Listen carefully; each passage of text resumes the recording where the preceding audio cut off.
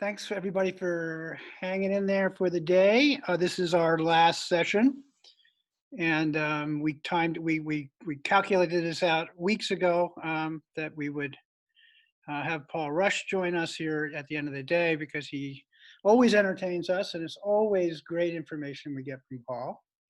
And it's no secret we had a little event last week that is, came that everyone's well aware of.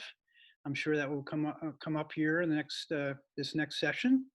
I want to remind everybody that we've worked with Paul for many years, and when I first got to FUDR, I believe he was the second New York City deputy commissioner that I got to work with. I think he assumed the title very quickly after I arrived.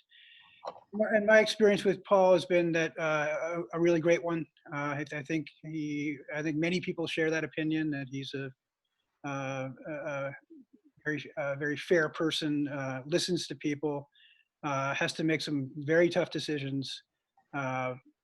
Definitely has the river on his mind. Also, obviously, has the water supply for the entire city of New York and broader also on his mind every day. Not the easiest job in the world. So, Paul, actually, I hope you're here. I am here. I am. Can anyone hear me? I hear you. Yeah, we can hear you, Paul. So, and people are waving. Your fans are waving to you, except Dan Plummer. Dan Plummer's giving you the finger. No. I see that. Thanks, Dan. Anyway, it's just interesting timing, Paul. I know you know. And the last time we did this, I spoke to. I guess I spoke to Jennifer Rigliano a little bit a couple weeks ago about how we might do this, and I think you felt pretty comfortable last time around, just kind of, giving us, sort of going with the flow here in terms of your comments and your thoughts. I think you know our crowd pretty well. Obviously, you know the New York City water supply system better than anybody, and you know how it intersects with the Upper Delaware River, the tailwaters below the dams. So we thought we'd just say, give you the latitude to kind of talk freely. And we are going to, the way this works is everybody's muted. We have a pretty good crowd on, around 50 people. And we've muted everybody. And then when they want to ask a question, they will express that in the chat box. And then we will unmute them, or they will unmute themselves.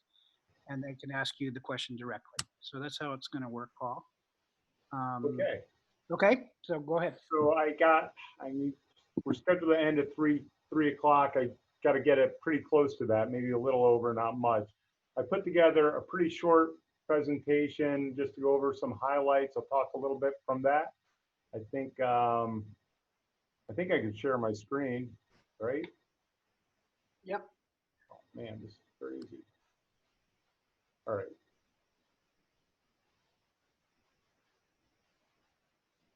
Sure. All right. So you kind of see that, right? Are you guys still there? We're still here and we can see it. Okay.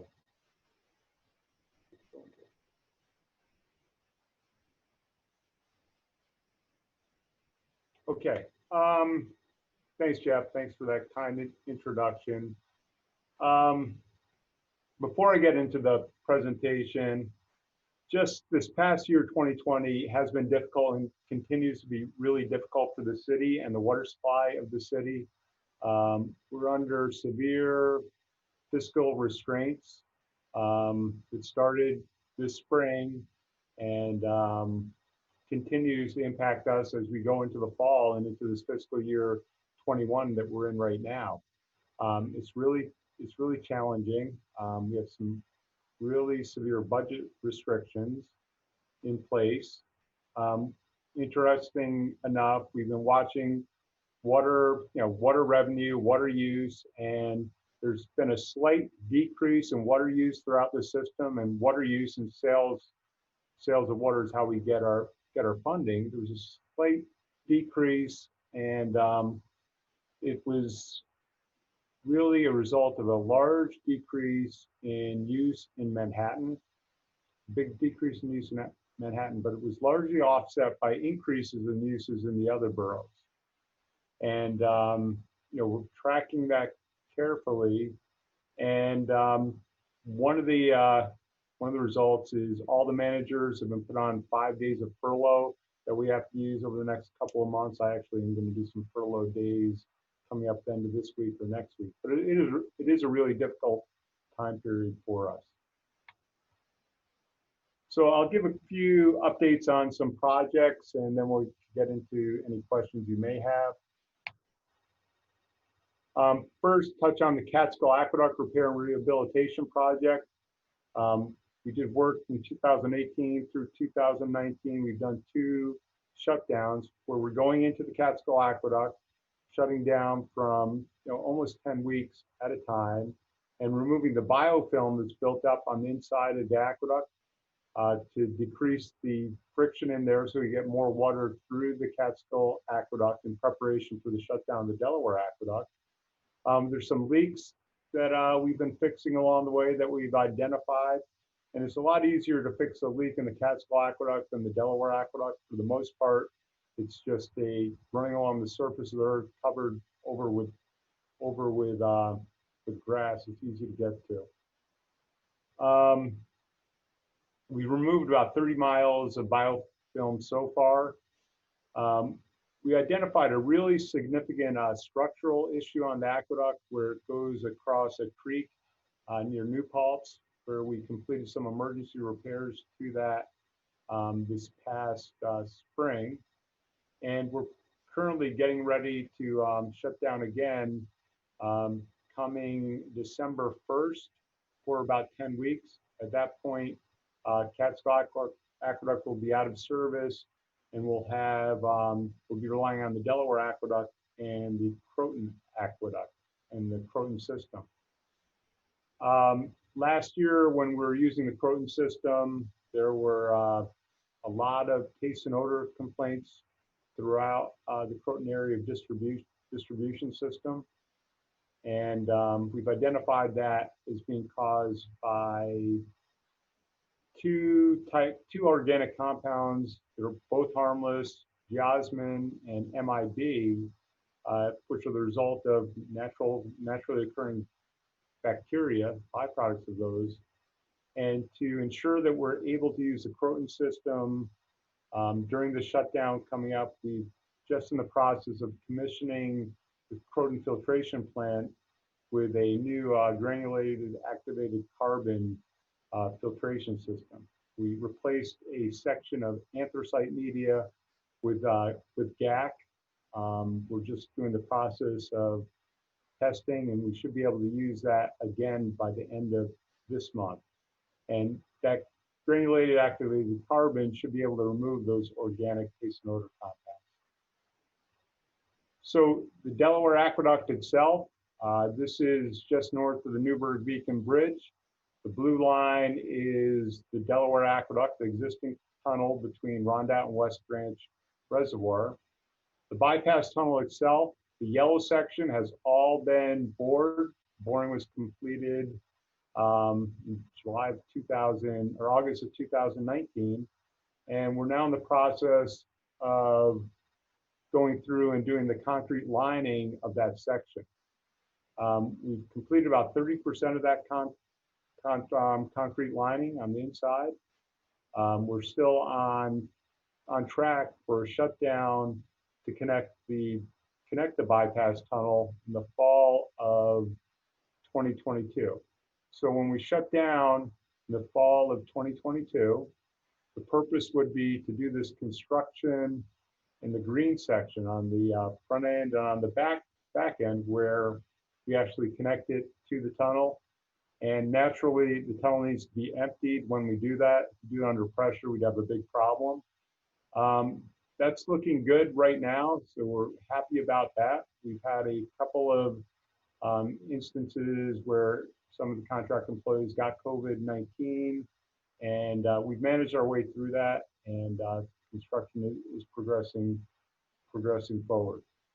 And one of the improvements in the tunnel when we're doing this rebuild and the bypass, we're putting in a lot more of this steel liner you see here, the steel line section. Another project that I was just checking as we were starting this is a project to replace the guard valves and cone valves upstream of our operating valves at East Delaware Release Chamber. So East Delaware Release Chamber actually is a series of 3 valves. Both the cone valves and the butterfly valves that are upstream of the 3 polyjet lines are leaking. And we had a plan to replace them for some time. And we're tracking right now to be able to do that, that replacement in September 2021 is when we would begin installing the bypass pump system, and then plan on doing a shutdown from November 2021 until March 2022 to make those repairs. To continue a release downstream, the plan now is to install temporary bypass pumping to put out 50 CFS, which is no more than about 32 million gallons a day of water, a tremendous pumping capacity and pumping job to get that work done and continue a release downstream. I've spoken about this again, and I think there's a lot of attention over the past few weeks on challenges we've had at the West Delaware Release Chamber and how some of the advances we made in water releases downstream of Cannonsville have had some unintended consequences. Many of you here will remember when lines 1 and 5 were replaced in 1995 they were Dow pivot valves. We replaced those with polyjet valves that actually allowed us a very flow in line 1 and line 5. So we were no longer restricted from a flow rate of about 228.5 MGD from line 5 down to 29 MGD, which was the maximum that we could get out of line 6. And line 6, I think you can see my cursor here, consists of 3 sections coming off of it. And our normal release rate from August 15th until June 15th every year was simply to keep open those 3 lines. And when we stopped making releases out of that line regularly, we began making larger releases, larger conservation releases, largely from line 5 and line 1. Water sat in those pipes for a long time. So it was good for the fish for releasing more water, but not good for line 6. So line 6, and this is the saga, really leads to current events. Back in 2011, we found a V-notch crack across the weld in one section of the line. You can see this was from back then. We actually hired an outside firm. They actually came out of Port Jervis to do the weld repair. And it was repaired, and we believe the cause of it was microbial-induced corrosion, which is caused typically in stagnant water and works really well in stainless steel, which this is. This actually shows is a diagram of how that reaction works with the in an anaerobic environment with these bacteria. So we set up a procedure where we regularly began using that line, flushing out that water that was stagnant, but the line began leaking again. Back in May of this year, we attempted to repair that line. There was a repair done with another welding job from that firm from Port Jervis.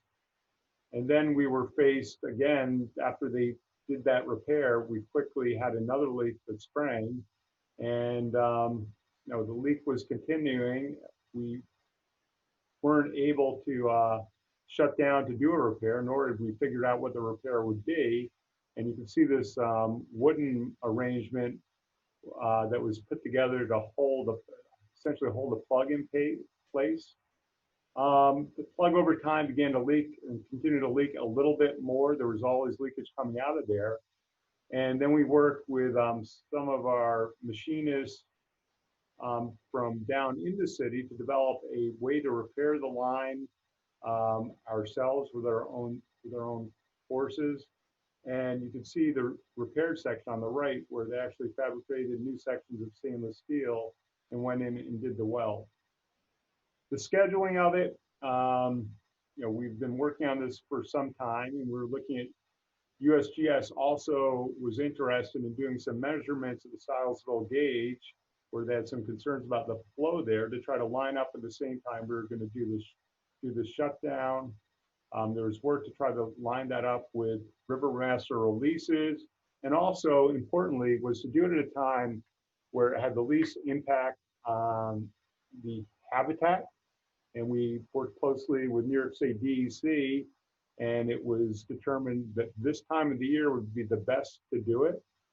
Temperatures are not as warm, and the trout had not begun spawning. And there's concern about pushing this back to any later, where you actually drop the flows after the trout had spawned, damaging the reds. So that was a big concern, and that's why that date was set.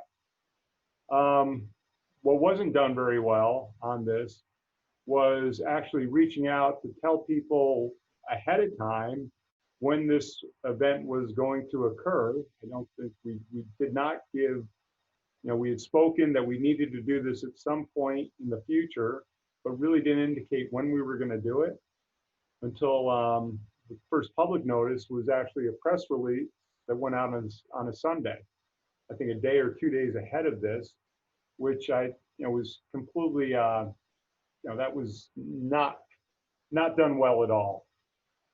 As soon as that went out, there's concerns raised by the organization that organized this event today, the Friends of the Upper Delaware River. We contacted them.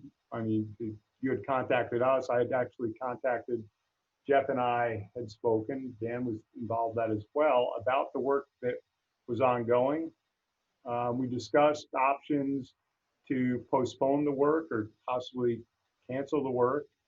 And we had a lot in place to get the work moving forward. And, we did have a plan to increase water release out of Pepacton, that we did discuss rates that we could go up to. We ended up increasing the rate above what was required by the river master. We did offset much of the flow, or most of the flow, out of Pepacton Reservoir. And the river was at a lower flow condition than it otherwise would have been for about 3 days. And I know I got a lot of emails, not surprised about that. I saw the postmortem for the West Branch of the Delaware River. I saw that was out there as well. And based on the consultations we had with DEC, this was the best time to do it. It's a system supported. It's the West Branch of the Delaware, the East Branch, the Neversink. I mean, the flow regime has been altered tremendously by the construction of the reservoirs. It's controlled by man-made structures that have to be maintained and repaired at times. And it's a difficult balance in trying to find the right time to do that kind of work.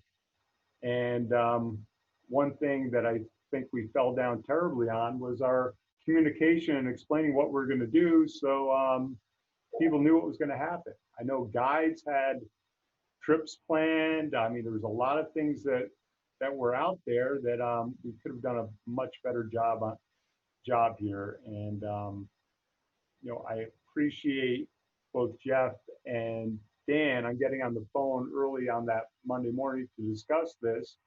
And in the future, we need to do a much better job when we have work like this that is being planned, that we give updates as we move closer to a time when we're going to make the repairs, so we can incorporate input. And the most important thing is the concern on the habitat that we've spoken directly to DEC about. So that is my very short presentation. I guess I could open it up for Jeff. You want to have questions? Probably not many questions for me, or I'd be happy to leave at this point as well. think I might be having some network problems. I'm sorry. Dan Plummer was about to say something. What'd you say, No, Paul? yeah, What'd you say, Paul? You could stick around till 3:30 or 4? Is no, no. A little, shortly after 3. Shortly after 3. Probably can do about 15 minutes. I got a commitment I really got to keep.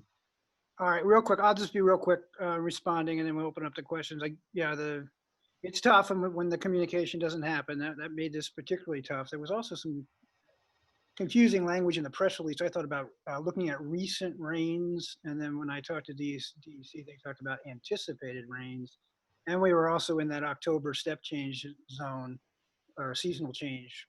Kansville released to 150. So it was a whole bunch of things. The river was already in really bad shape. So anyway, I just, I was looking at these about the recent rains language in your press release, but I do appreciate the acknowledgement of the communication issues. And, really, I just want, I mean, I know it's on the minds of lots of people, but it feels like it feels like we got to start talking about maybe some sort of more, I don't know, Paul, formal protocol or formal system of communication as these things emerge, which they inevitably will in the future, as you said. So that's not a question. I want to grant. Are there other people in the audience that have their hands raised? I mean, that's important, I think, in the process, Jeff, especially as, we've been doing this. I've been involved for 28 years in releases. You've been involved in it for a long time. There's also going to be a transition that's going to happen, and that, how we do things now. I mean, we know, I know most of the folks in this conference today, but there's going to be transition, and we just can't rely on what we've done in the past, and we got to learn from things that we didn't do as well as we should have. Sorry about it. I know someone was starting to talk, and I just talked over the top of them. I have a question, Jeff. Yeah, who's Me. it's Lee. Okay, It's go ahead. Lee. Yep. Yeah. Paul, the turbines will be coming in in 2022 on the Cannonsville. So the turbines, they're not going to go in 2022. We recently actually confirmed that we still have funding for that project, and it looks like probably more like 2026 is when that construction would go, because we still haven't even applied for, we haven't done any of the application. We're gonna have to do another application to FERC. We have to get out a RFP for design that we're working on, that actually should be advertised shortly, to do the design. So we're gonna hire the consulting engineer. And the last thing we want to do is, in terms of our application for the FERC license, we want to make sure that when we do this project, that it's done all the deadlines that FERC has, and they're really, really tight. And we got to get through the design. So right now, we're looking at 2026. So that's quite a ways out there. I'll be eligible. Yeah, but that's going to be done in October as well, I believe, right? I mean, that was the plan when we were looking at the first design, but now, I mean, it's going to be a completely new design. It's different than it was in our preliminary. Okay. Okay, Jeff, this is Sherry. There's 3 other questions, so I'll just call on them and they can unmute themselves and ask their own questions. Steve Taggart has a question. Yeah, Paul, you already kind of said about the error in notification, and Jeff's already touched on maybe having a protocol. So how about going forward, maybe would you be willing to take a lead on formulating a formal protocol, at least to notify businesses, guides, maybe get New York's DEC, Pennsylvania Fish and Boat Commission involved. This way, there's just more awareness going forward. Maybe not so much for the turbine thing, because we have notification, or we know that's coming. But something that happens like this, where we have a last-minute repair, so maybe not a notification on Sunday afternoon when it's happening Monday. so people can prepare and get more agencies involved. So consultation, sharing information, and, going back and talking to my staff, they were doing what they thought was the right thing and how everything was moving forward on this, which is, staff education issue on my end. The consultation with other groups, I mean, that makes absolute sense. The way it's written right now in FFMP and going back to the regulations that the state issued on our releases, 671 from back in 1977, we deal with DEC directly, and infrastructure work we clear with them. But having a process where we notify ahead of time and allow comments on, if there are options to make adjustments, that there is a process where we can get that feedback before we make a release. Authority, I don't think we're not going to take away any authority we have to maintain our infrastructure when we have to implement it. But I think a more inclusive process, I think, does make sense beyond what we do right now and following in a strict accordance with the limits, and it's pretty narrow in FFMP. So I think we can certainly broaden the way we do the notification, opportunity to comment or say things. And sometimes there'll be comments, and still work's going to have to go forward. But I think you want to provide people the opportunity to at least share their view, and that we can understand what the concerns are. All right, I just jump in real quick on that, build on what Steve asked and Paul responded to. I don't think we're asking for a regulatory change here, Paul, or any kind of, requirement, formal requirement that of public notice. But I think we're talking a little bit more maybe informal, where and this has happened in the past. So sometimes you guys do pick up the phone, but sometimes you don't. And so, however we get that done, I agree with Steve. That's worth talking about. Okay, we have two more questions. Garth Pettinger has a question. Hi, I'm still in incognito. My computer's wearing a mask. Paul, we've talked about the OST summary sheet calc. I wondered if there's a timeline for changing the method of selecting the release tables. I know Jen had just spoken to me earlier this week that they are working on it. I don't have an updated timeline right now, Garth. I know they are still working on it.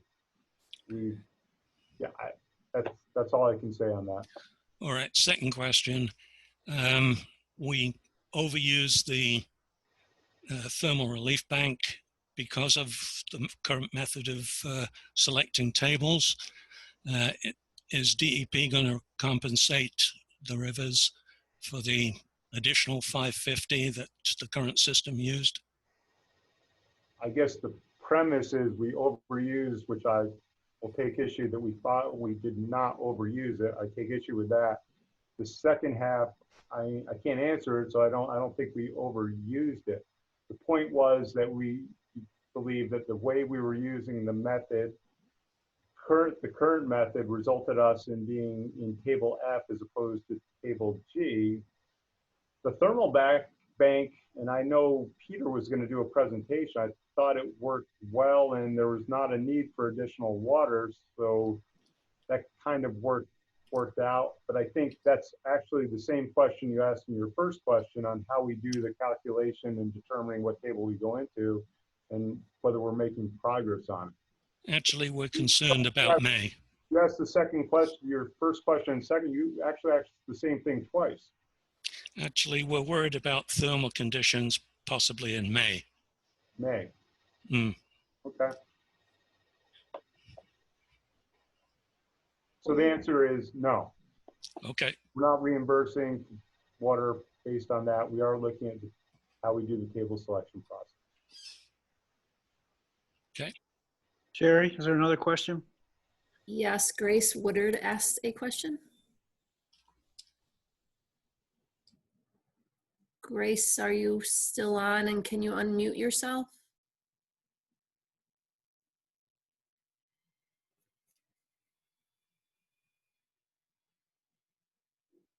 Okay. I just sent it to you, Sherry. Oh, Grace, can you hear us? so I don't know what happened to Grace, but I can read her question. Here it is. What water conservation initiatives is New York City employing? RE Water, lived in city over 35 years, working mid-Manhattan in 2015, big hoses freely wash sidewalks on a daily basis, find drinking water all over Manhattan. Has this been curbed or use of gray water lines encouraged? 20-minute showers still are a big deal in New York City. So, I mean, there is washing that goes on down in the city. The regulations on when that can be done in times of drought. Overall demand in the city, even though our population did peak probably about 8.6 million people 2 or 3 years ago, now we noticed a decline. Demand was down about 33%. So we've done a lot of steps to reduce demand. Our team down there has done a lot focusing on different industry sectors. I mean, they had a lot of success with some competitions in the hotel industry. We've invested a lot also in the schools and reducing how much water they use. Some more toilet rebate programs. We've done a lot in reducing demand, and those other things, the 20-minute showers, we can't regulate that, but we do know where we have accounts with water meters on those, and people actually can go online and get feedback on their water use on 6-hour increments. It's actually resulted in decreasing water use even further where those metered accounts exist.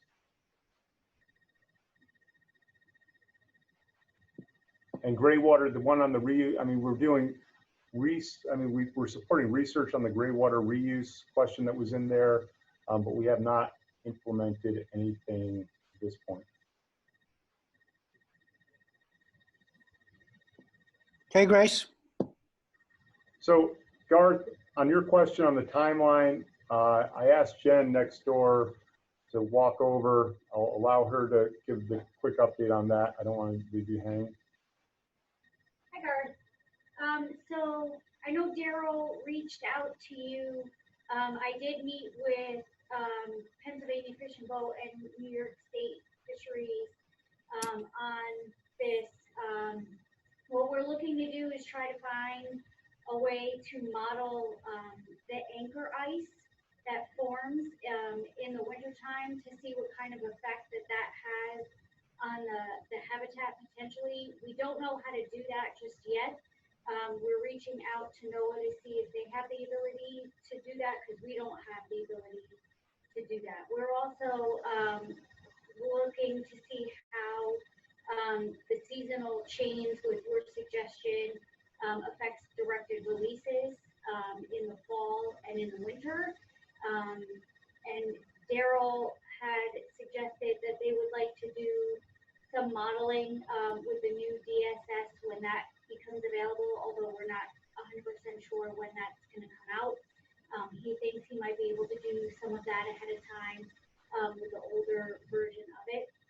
So he said he was going to figure that out and get back to me.